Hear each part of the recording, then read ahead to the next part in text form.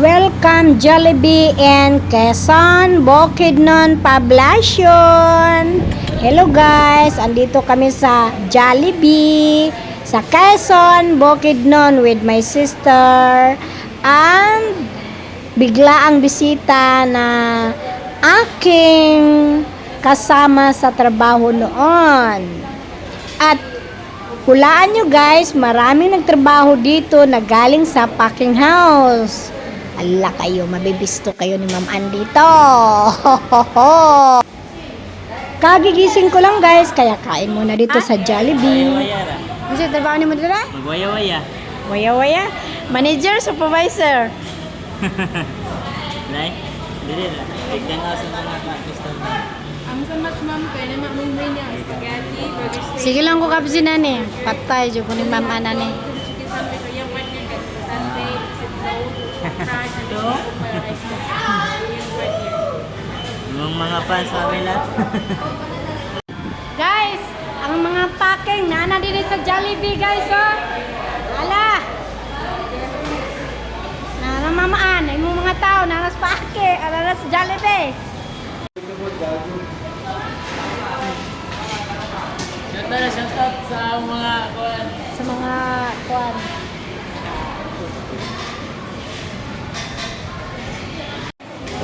Morning guys, kain tayo dito sa Jollibee. First time ko. Dinala kasi ako ng sister ko. Sabi ko punta ako dito pag makasahod ng meta. Eh nag-una siya. Punla ka na natin. Kain kami.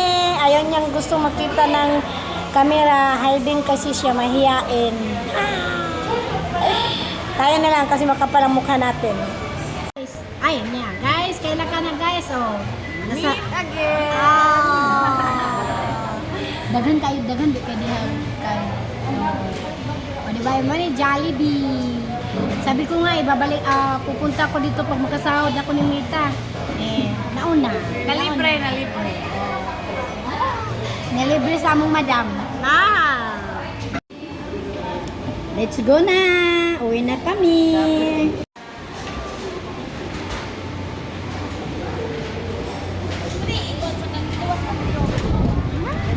Hoy!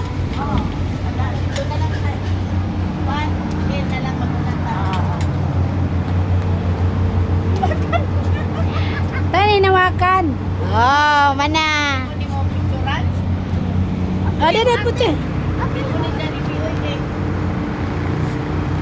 Kita ko nga. Hi guys! Jollibee rin. Libre may, libre ni guys. Tahu sara.